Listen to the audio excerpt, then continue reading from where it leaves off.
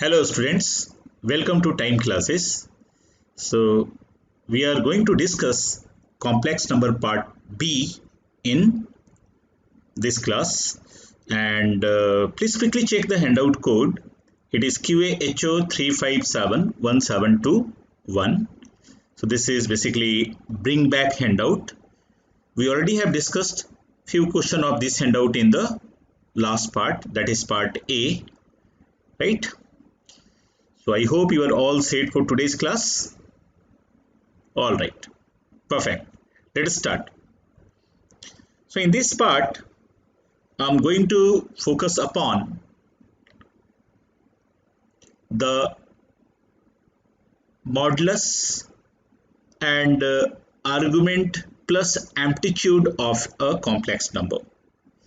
So we know that in the last class we already have discussed, if your complex number is x plus iy, right, then under root x square plus y square is denoted by modulus of z, and mod of z is always greater than equal to 0.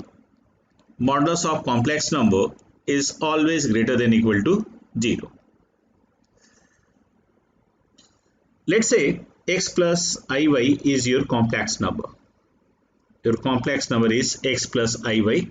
So distance between origin and complex number is called modulus, and it is represented by r. So r is equal to under root x square plus y square, and angle made by the complex number with the positive direction of x-axis is called argument of the complex number. But suppose you take one more term, angle is theta. If I take one more term like this, then your angle is 2 pi plus theta. If you take one more turn, then your angle would be 4 pi plus theta. If you take one more turn, then your angle would be 6 pi plus theta. So can I say if theta is argument, then theta plus 2 into k into pi, 2 into k into pi is also the argument, right? So argument is normally, if you keep adding 2 pi, 2 pi, 2 pi, then argument remains the unchanged. But what is amplitude? Or you can say the principal argument is called amplitude, right? If you keep rotating 2 pi, 2 pi, 2 pi, the argument remains unchanged. But amplitude or the principal argument, right, lies between minus pi and plus pi. Amplitude or the principal argument lies between minus pi and plus pi. So what is the method of finding the principal argument of a complex number z equal to x plus iy? Now the step 1 is find the value of tan theta mod y upon mod x. So step number 1, just calculate tan theta is equal to mod y upon x. Naturally, theta will lie in the first quadrant because tan theta is positive, right?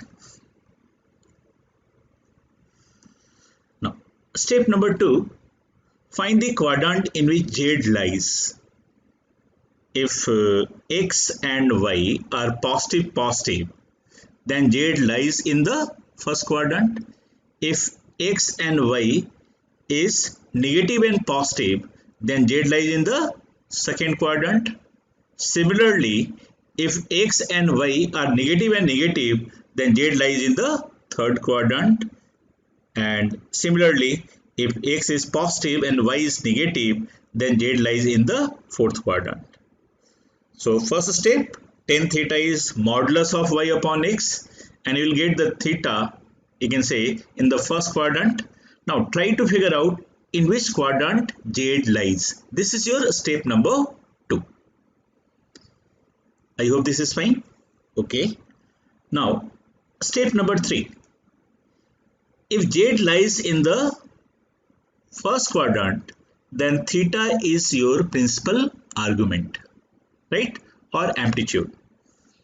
And if z lies in the second quadrant, then pi minus theta, pi minus theta. If z lies in the second quadrant, then it is pi minus theta. And if z lies in the third quadrant, it is theta minus pi. It is theta minus pi, or you can say theta minus pi as minus pi minus theta as well. And if it lies in the fourth quadrant, then it is minus theta. So let me repeat, if it is lie in the first quadrant, then it is theta. If it is lie in the second quadrant, then it is pi minus theta. If it is lie in the third quadrant, then it is theta minus pi or minus pi minus theta, right? Or if it is lie in the fourth quadrant, then it is simply minus theta. So always remember, your principal argument always lies between, means theta is the principal argument, always lies between minus pi to plus pi, including minus pi and pi both. Okay, now, so this is your summary. If z lies in the first quadrant, means x and y both are positive, then argument z is tan inverse y upon x. If it is lie in the second quadrant, then it is pi minus tan inverse mod of y by x. If it is lies in the third quadrant, right? If it lies in the third quadrant, then it is minus pi plus tan inverse mod of y by x, and fourth quadrant tan inverse mod of y by x. But suppose if you are interested in the general argument, then you can keep adding 2n pi. Then with the principal argument, if you add 2 pi, 2 pi, 2 pi, if you keep adding 2 pi in principal argument, the value of general argument remain unchanged, or it is simply 2n pi plus principal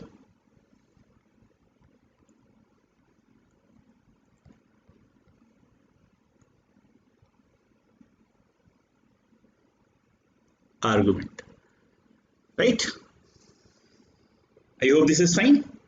Now let us consider few example which can help you to understand, you can say, this algorithm, this stepwise method in better manner. Now again I am repeating, in first quadrant sin theta and cos theta both are positive, so theta is alpha. In second quadrant sin theta is positive whereas cos theta is negative, then it is pi minus alpha. Third quadrant sin theta cos theta both are negative, minus pi plus alpha. And fourth quadrant sin theta is negative, right, and cos theta is positive, so theta is minus alpha. All right, now let us consider one you can say practical scenario. Suppose your complex number is, let's say, z, and z is equal to minus 2 plus 2 root 3 I, minus 2 plus 2 root 3 I. So what is the value of theta? First step, what your first step says, theta is tan inverse mod of y upon x. So what is the value of mod of y upon x? So can I say it is simply tan inverse mod of 2 root 3 upon minus 2, and this is tan inverse root 3 is equal to pi upon 3. Tan inverse root 3 is pi upon 3. Now you can see minus 2 means x is negative and y is positive. Then your complex number lies in the second quadrant. then what is your value? Pi minus, you can see over here, pi minus tan inverse y by x. So your principal argument is pi minus pi upon 3 is turning out to be 2 pi upon 3. You can see angle made by the positive direction of x-axis. So from here to here, your angle is 2 pi upon 3. I hope this is fine. Alright. Now next one, let us take one more example. Z is minus 1 minus I root 3. So the value of theta, right? The value of theta is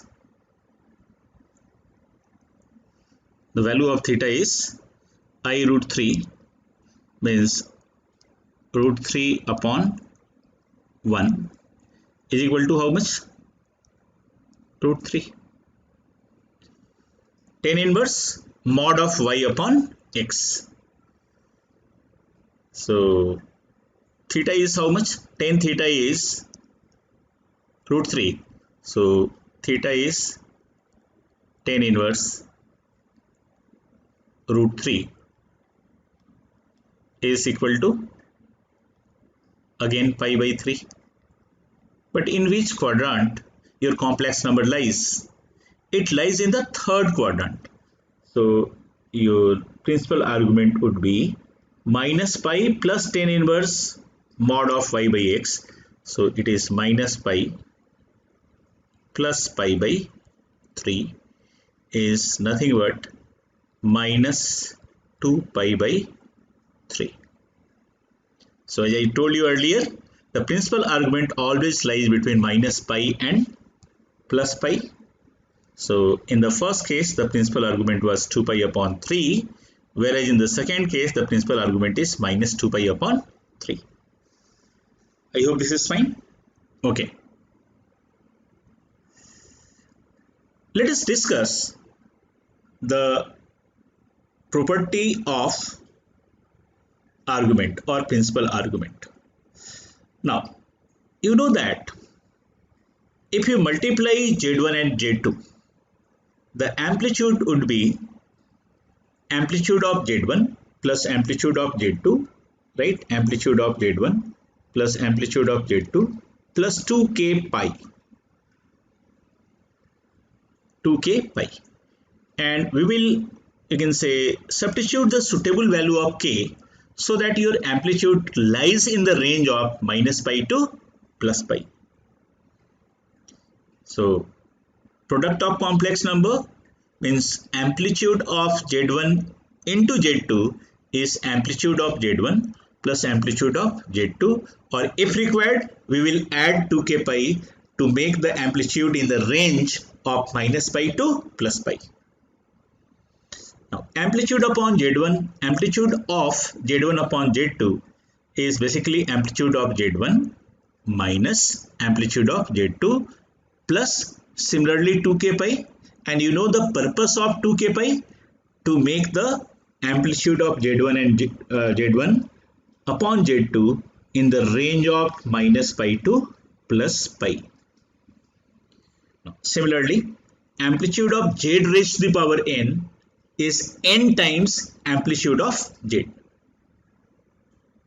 So it is pretty similar to the property of logarithm. Log of product is log of product becomes sum, log of division becomes difference, and log of power n becomes what? N times the log. So it is pretty similar to the property of logarithm. So amplitude of Z raised to the power n is n times amplitude of Z plus 2k pi, where k is the suitable constant. So our target is to keep the amplitude in the range of minus pi to plus pi. Right. Similarly, few important point. If Z is purely real, means it lies on the real axis, right now. So in this case, your amplitude is 0 if it is positive real number. And if it is negative real number, right, if z is purely real, right now, then your amplitude of z is equal to 0. Or let's say z is purely real but negative number, then amplitude is pi. 0 and pi when your complex number is either positive real number or negative real number. But suppose z is purely imaginary and positive, then your z is pi by 2. And z is purely imaginary number but negative, then it is minus pi by 2.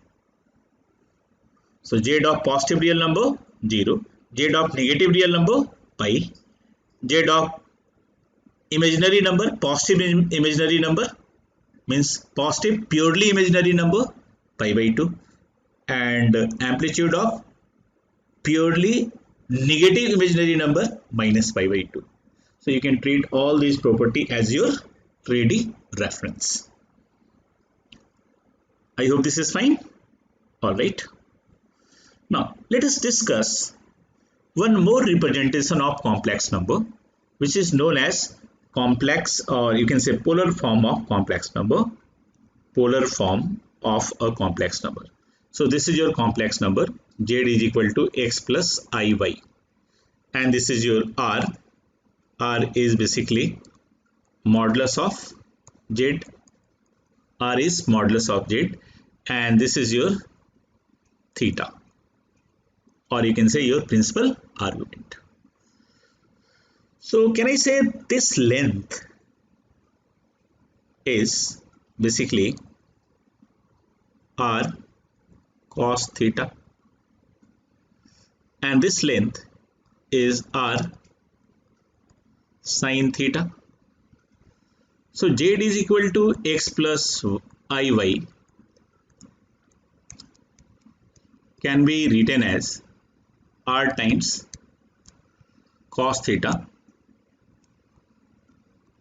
plus ir sin theta, can I say?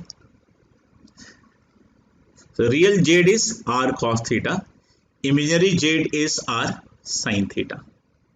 So if I take r common, can I say this is cos theta plus I sin theta, r cos theta plus I sin theta. So this form is called polar form of the complex number. We can replace r from modulus of z and cos theta. Any cos theta, theta is naturally principal argument, so mod z cos theta plus I sin theta. Okay, one more form is Euler form. Can I say e raised to the power x is 1 plus x by 1 factorial plus x square by 2 factorial plus x cube by 3 factorial plus x4 by 4 factorial and so on, x5 by 5 factorial and so on to infinity. If I replace x from I theta, can I say e I theta? So e I theta is 1 plus I theta upon 1 factorial plus I square theta square by 2 factorial plus I cube theta cube by 3 factorial plus I4 theta 4 by 4 factorial and so on, I raised to the power 5 theta 5 by 5 factorial and so on so forth to infinity. This is a simple formula for the expansion of e raised to the power x. So e raised to the power x is 1 plus x by 1 factorial plus x square by 2 factorial, x cube by 3 factorial, x4 by 4 factorial. So this is your expansion of e raised to the power x. But in this expansion, I have simply substituted, you can say, I theta from x. So if x is replaced by I theta, then we have this kind of expansion.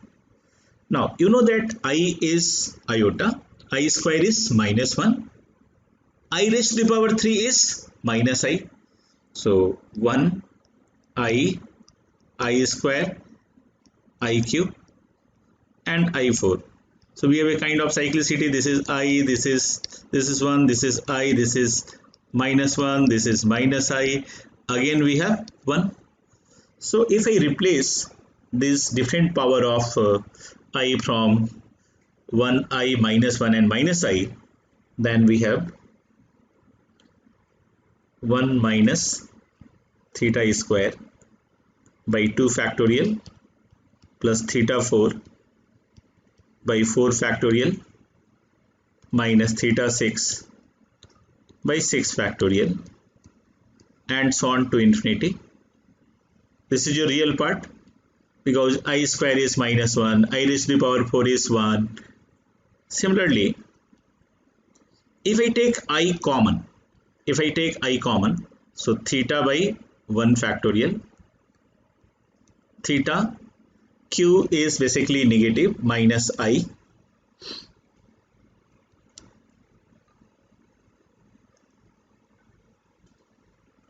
right? IQ is minus I, so minus theta cube by 3 factorial plus I raised to the power 5 is I, so theta raised to the power 5 by 5 factorial minus and so on to infinity. Now this is known as 1 minus theta square by 2 factorial, theta 4 by 4 factorial. This first part is the expansion of cos theta.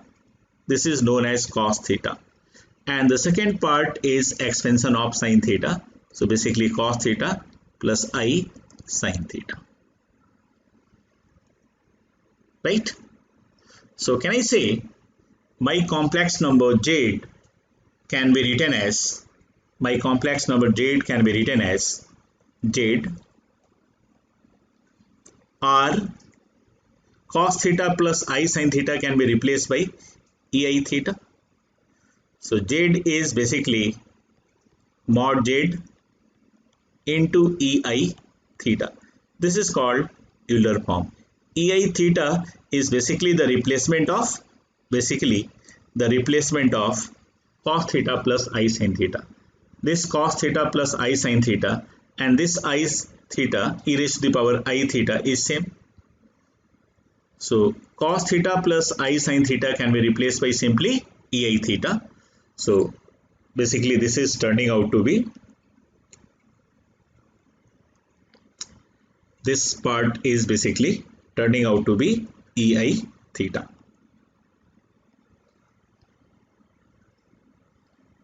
This part, you can replace this part. Z is equal to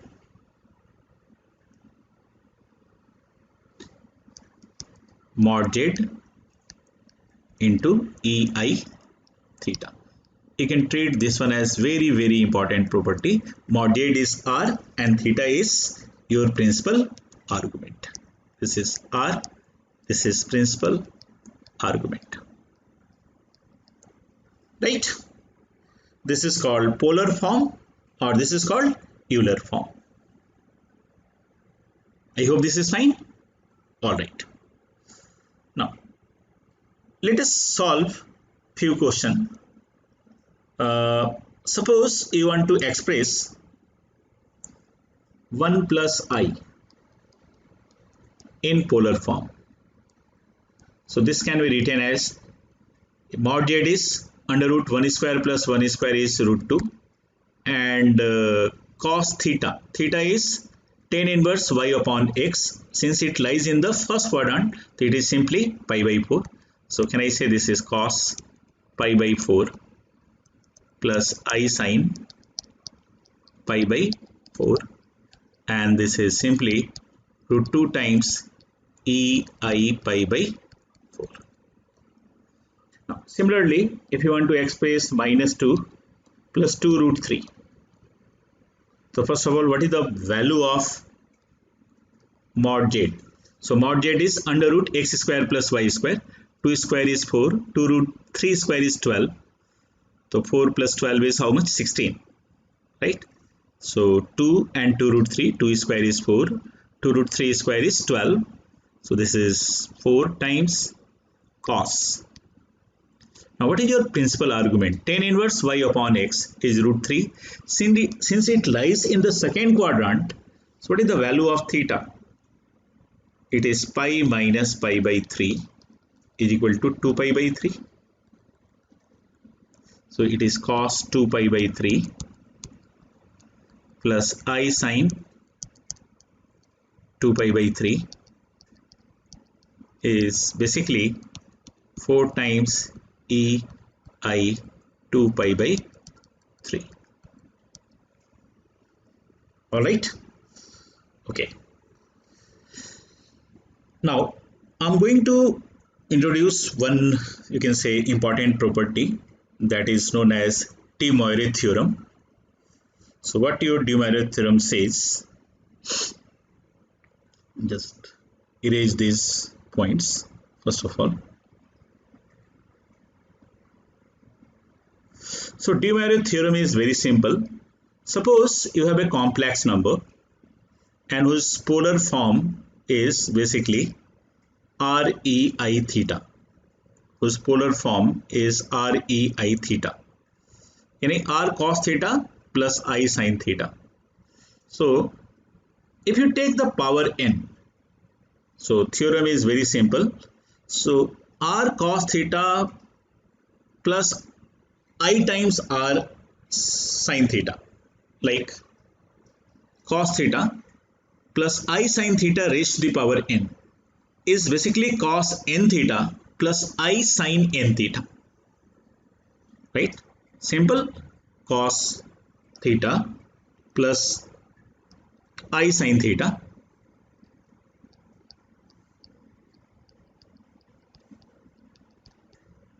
raised to the power n is cos n theta plus I sin n theta.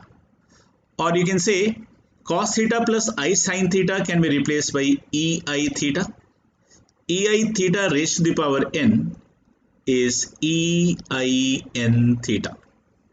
And EIN theta is cos n theta plus I sin n theta. So suppose my Z is R times cos theta plus I sin theta, then Z raised to the power n is R raised to the power n cos n theta plus I times sin n theta.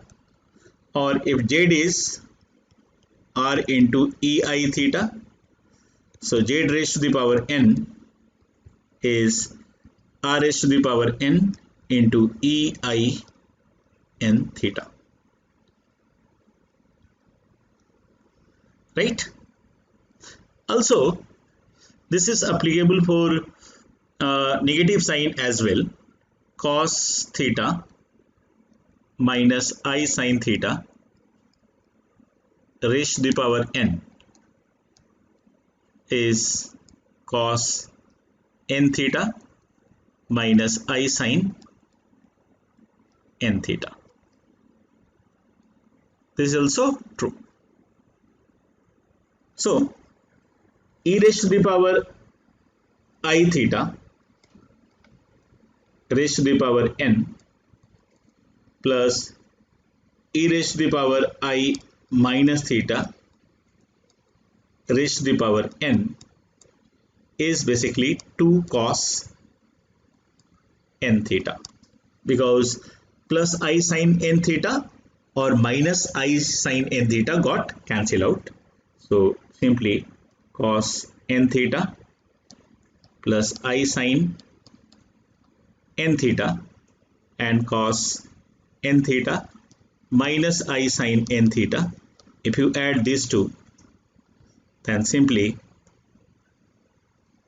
this part and this part will cancel out. It is 2 cos n theta. Or if you subtract ei theta raised to the power n minus ei minus theta raised to the power n, it is simply 2i sin n theta. So you can treat this and this as your direct result.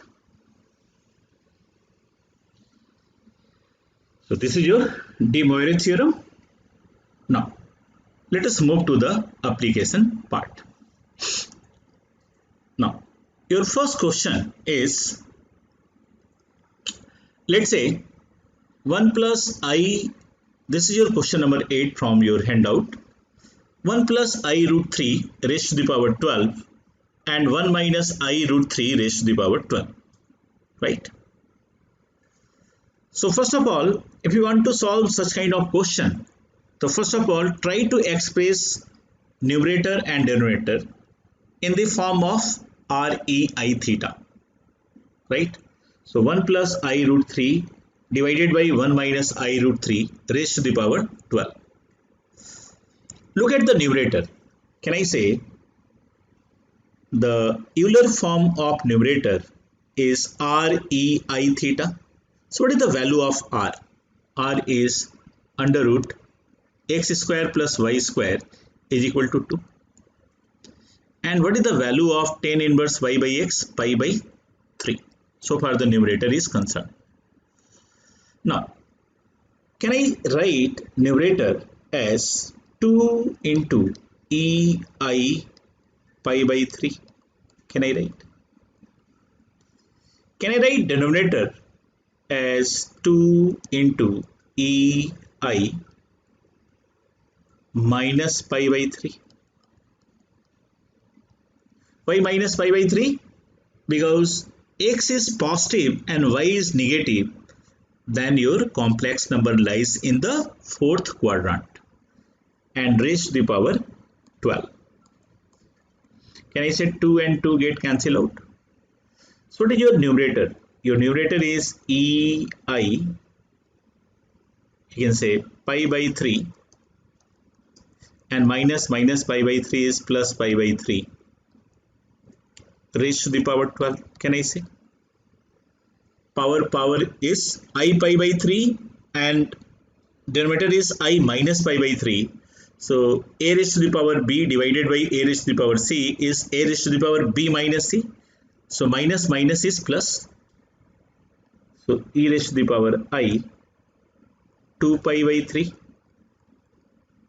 and raised to the power 12. And power is what? Multiplication. So it is simply ei 8 pi. So this is simply cos 8 pi plus I sin 8 pi, which is nothing but 1, because sin 8 pi is 0. 1 plus I into 0 is 1. I hope this is fine. So there is no need to use any other approach. This Euler form is sufficient to get the answer of many questions. Just express the number in the form of r into ei theta. Denominator is also re theta. So once you express the numerator and denominator, you can easily answer the question. Now, if pi by 12 and pi by 15 are the arguments of z1 and z2, then find the argument of z1 into z2.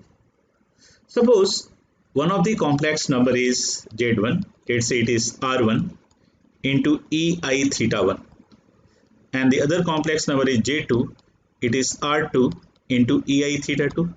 You can write the complex number into Euler form.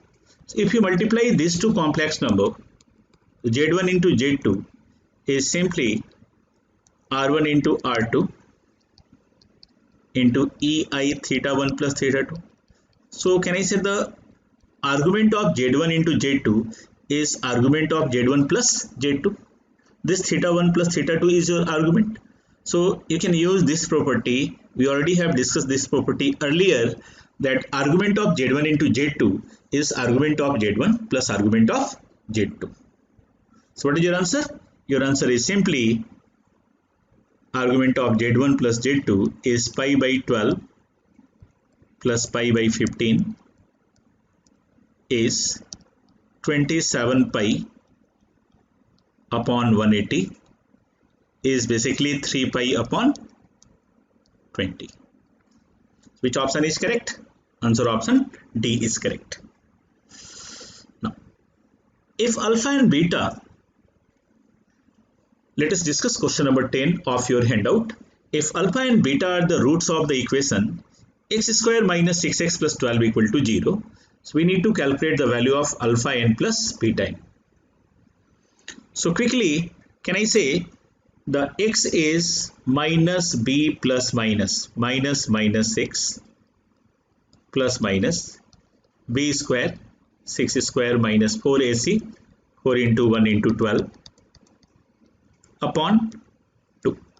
So can I say this is 6 plus minus 36 minus 48 is minus 12 upon 2. So this is 3 plus minus 2 root 3 I, rather this is 6, 2 root 3 is the square root of 12, the square root of minus 1 is I by 2, and this is nothing but 3 plus minus root 3i, 3 plus minus root 3i. So alpha is 3 plus root 3i, right? So what is the value of r? R is under root 3 square 9 and root 3 square is 3. So 9 plus 3 12. So it is 2 root 3 is r into EI theta. So since x and y both are positive, so it lies in the first quadrant. So it is EI.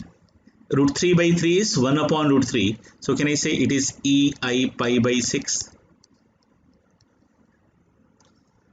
is alpha. So beta is how much? 3 minus root 3 I.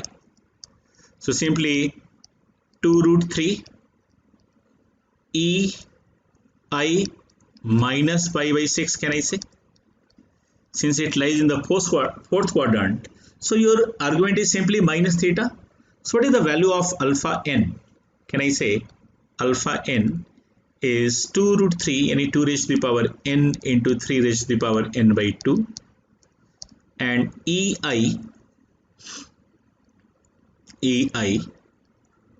n pi by 6, and similarly beta n is 2 raised to the power n into 3 raised to the power n by 2 into EI, right, minus n pi by 6. And if you add alpha n and beta n, so right now we had discussed, means just in the previous slide we had discussed that e raised to the power I theta raised to the power n and e raised to the power minus I theta raised to the power n is 2 cos n theta. So if I add this and this, so it is simply 2 raised to the power n, 3 raised to the power n by 2 into 2 cos n pi by 6.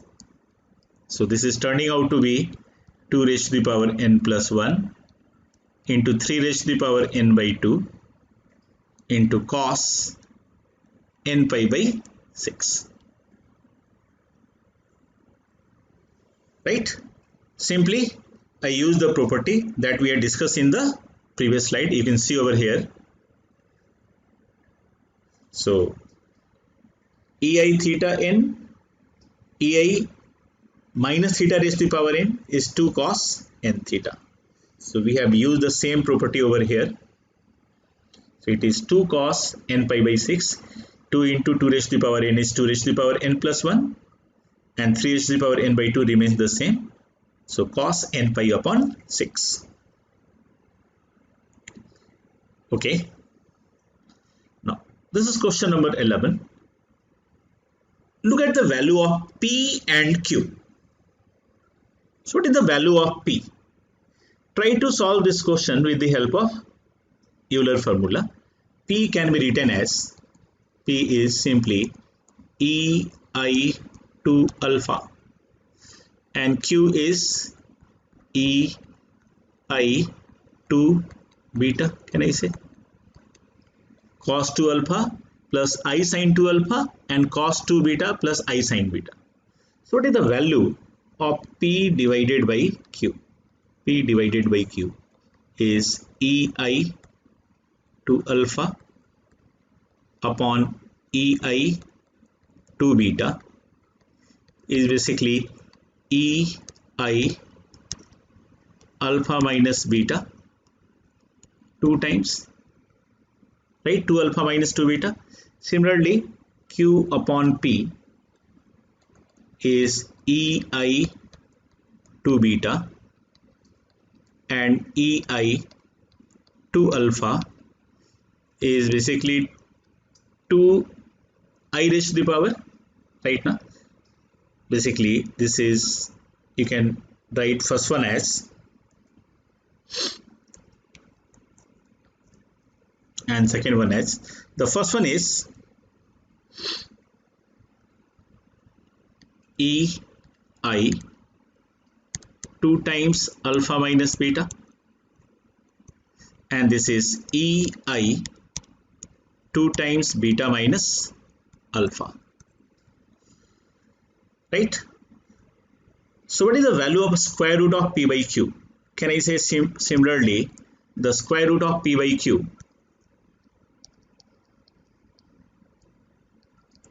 is ei alpha minus beta.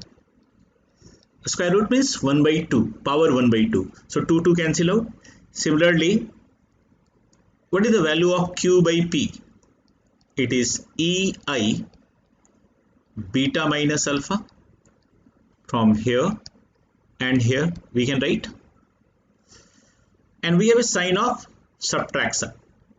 So basically you want to calculate ei alpha minus beta minus ei minus 1 alpha minus beta, and whenever we have subtraction, you already have discussed the formula. It is 2i sin alpha minus beta. This is your formula we discussed in the previous point. So if it is addition, then it is 2 cos theta, 2 cos theta. If it is subtraction, then it is 2i sin theta. So this sin theta is alpha minus beta. So which option is correct? Answer option C is the right answer option. So all these questions are based upon the polar form or Euler form. Euler form is the most convenient way to answer all such kind of question. Alright. Now, question number 12 says 1 plus I raised to the power 100 and 1 minus I raised to the power 100. Again you have to use the same property, plus any 2 cos something minus any 2i sin something. So 1 plus I raised to the power 100.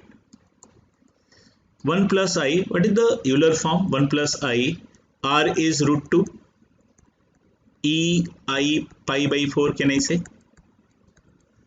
So modulus is root 2 and its argument is pi by 4. Raised to the power 100 is root 2 raised to the power 100 is 2 raised to the power 50 into EI 25 pi, can I say? EI pi by 4 raised to the power 100, power is multiplication. So pi by 4 into 100 is 25 pi. Similarly, 1 minus I raised to the power 100 is basically root 2 into EI minus pi by 4 raised to the power 100 is 2 raised to the power 50 EI minus 25 pi minus 25 pi, can I say? Or we have a sign of addition, and you know the formula, if there is addition then it is 2 cos n pi. So 2 raised to the power 50 into 2 cos 25 pi, and cos 25 pi is minus 1, right now. So it is minus 2 raised to the power 51 is the answer. Minus 2 raised to the power 51. Which option is correct? Answer option A is the right answer option. So all these questions are again the property of polar form and Euler form. So R into e raised to the power I theta is very, very important. So 1 plus I is root 2 into EI pi by 4. Power 100 is 25 pi. And root 2 raised to the power 100 is 2 raised to the power 50. Similarly, it is 2 raised to the power 50 into EI minus 25 pi. Whenever you add EI n theta and EI minus n theta, it is always 2 cos n theta. I hope this is clear. Next point is, you can say the logarithm of complex number. Can I say log I? I can be written as 1 into EI pi by 2 is the Euler form of I. So this can be written as log EI pi by 2, and your base is again E, so this is simply log I times pi by 2. Power becomes coefficient, E is the base and your complex number I is EI pi by 2. So this power becomes coefficient, and you know the formula of log, it is simply log I plus log pi by 2. So product becomes addition. So log I plus log pi by 2, and log I can again written as E, and I is EI pi by 2 plus log pi by 2, it is I times pi by 2 plus log pi by 2. If you reverse the order, then this can be written as I pi by 2 minus log 2 pi, only because your answer option is given in this form. Log pi by 2 can be written as minus log 2 by pi. So which option is correct? I pi by 2 minus log 2 by pi. So you can simply calculate the logarithm of complex number also. Now, yes. So these are the variety of questions which can be asked in your examination. So this is not, you can say, hi-fi concept of you can say complex number. These are very, very, you can say, simple things: logarithm of complex number, Euler form, argument, modulus, etc. The last point is cube root of unity. Suppose your equation is x cube minus 1 equal to 0, or x cube is equal to 1. So x is cube root of 1, and this cube root of 1 can be written as cos 0 plus I sin 0 raised to the power 1 by 3, right? And this is nothing but cos 2k pi plus I sine 2k pi raised to the power 1 by 3 becomes, from divider theorem, it becomes cos 2k pi by 3 I sine 2k pi by 3. Yes, we can write. So if k is 0, then it is 1. If k is 1, then it is cos 2 pi by 3 I sine 2 pi by 3. If k is 2, then it is cos 4 pi by 3 and I sine 4 pi by 3. These are the three cube roots of unity, and this is popularly known as 1, and this is omega, and this is omega square. You can see over here, these two numbers are square of each other. EI 2 pi by 3 and EI 4 pi by 3 is square of each other.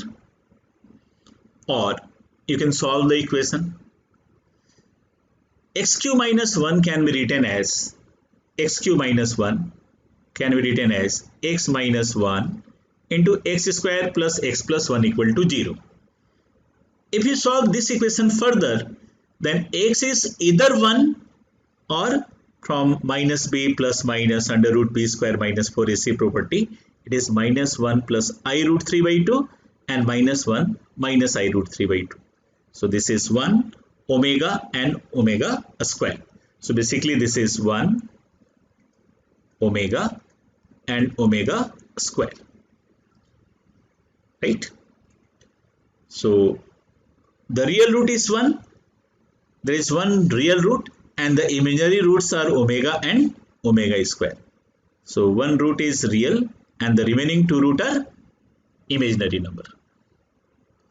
So either Euler method or solving the equation, you can calculate the cube root of unity from either of the approach. Now, what are the properties? You can see over here, if you add these three numbers, then this is 1 plus omega square is turning out to be 0. So sum of the root is 0. And a sum of cube root of unity is 0. 1 plus omega square is 0. Right? Now omega raised to the power 3 is 1. Of course, omega is the root of x cube equal to 1. If x is replaced by omega, then omega raised to the power 3 is 1. Suppose you want to calculate omega raised to the power 15. Can I say, since 15 is multiple of 3, then it is again 1. Suppose you want to calculate omega raised to the power 16. So can I say this is omega 15 into omega. So this is basically 1 into omega is omega. So you can calculate any power of omega in terms of omega. So any power of omega can be reduced to 1 omega and omega square. Similarly, 1 plus omega raised to the power n plus omega raised to the power 2n. This is very important property. This is 0 when n is not multiple of 3. Yes, remember, when n is not multiple of 3. Right? For example, 1 plus omega 5 plus omega 10 is 0. Because 5 is not multiple of 3. But if n is multiple of 3, for example 1 omega 6 plus omega 12, it is simply 3. Right? So the cube root of unity when represented on complex plane. So basically these three roots are three vertex of an equilateral triangle. One is 1, second one is omega, and third one is omega square. Right? So whenever the ratio between a and b is 1 is to root 3 and your complex number is a plus ib, then this complex number can be formed of 1 omega and omega square. So whenever you find the ratio between real part and imaginary part as 1 is to root 3, then this complex number can be expressed in the form of omega. and cube root of 1 is 1 omega omega square. So cube root of minus 1 is minus 1 minus omega and minus omega square. So we are going to use these property in one or two problem. Now, suppose what your question number 16 says, 1 omega and omega square be the cube root of unity, where x is a minus b, y is a omega minus b omega square, and z is a omega square minus b omega. And you want to calculate the value of x cube plus y cube plus z cube. X, y, z is given in terms of omega. This is your question. First of all, if x is a minus b, y is a omega minus b omega square, and z is a omega square minus b omega, so what is the value of x plus y plus z? If I take a common, it is 1 omega omega square. If I take b common, then 1 omega square, right? So simply by adding x, y and z, we know that 1 omega square is 0 and this is also 0. So x plus y plus z is 0. And you know that if x plus y plus z is 0, then x cube plus y cube plus z cube is 3 times x, y, z. So basically I'm interested in the value of 3x, y, z, because if x plus y plus z is 0, then x cube plus y cube plus z cube is equal to 3x, y, z. So try to focus upon this 3x, y, z. So what is the value of x, y, z? A minus b. Substitute the value of x, y and z. A minus b, a omega minus b omega square, and a omega square minus b omega. So x, y and z. X is a minus b, y is a omega minus b omega square, and z is a omega square minus b omega. If you multiply y and z, just keep a minus b outside. So it is a square, right? Omega into omega square is omega cube 1, and ab omega square, this and this, and ab omega and plus b square, the simple multiplication. So this is turning out to be omega square is omega, right? So a square minus ab, if I take ab common, so omega square plus omega, and you know that 1 plus omega square is 0, then omega plus omega square is basically minus 1. So this is basically minus 1, right? So basically this is a minus b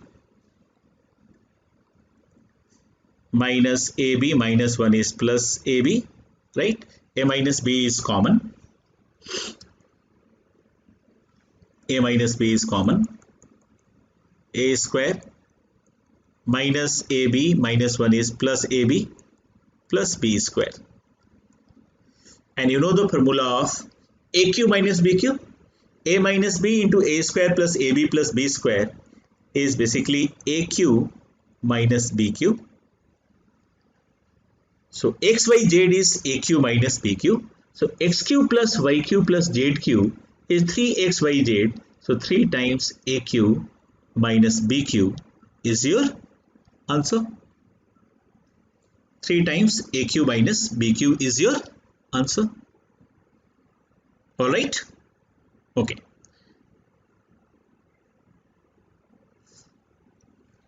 So in this way we can take the advantage of the properties of cube root of unity.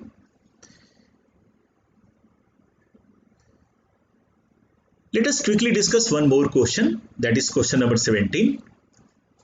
So 4 minus omega square, 4 minus omega 10 and 4 minus omega 11. is how much?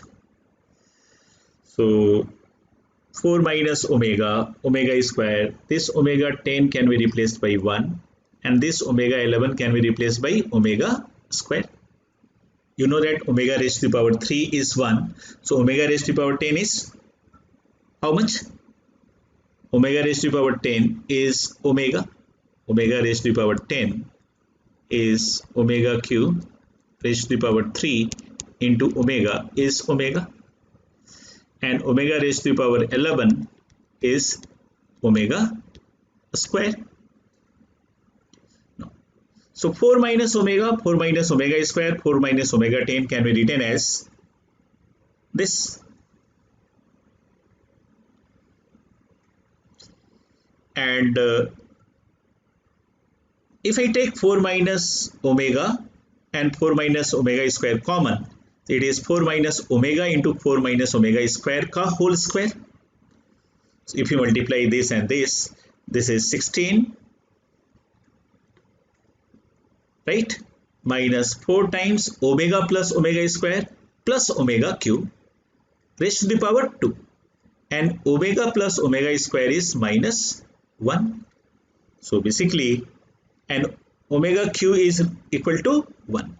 So this is basically 16 plus 4 plus 1 raised to the power 2 is 21 square is equal to 441. So you can use the property of cube root of unity in many questions. The most important line is 1 plus omega square is 0, right? And 1 plus omega n plus omega 2n is 0 when n is not multiple of 3, and if it is multiple of 3 then it equals to 3. I suggest you to recap the properties of cube root of unity. So the summary is polar form, Euler form, amplitude of a complex number, and cube root of unity. Thank you very much.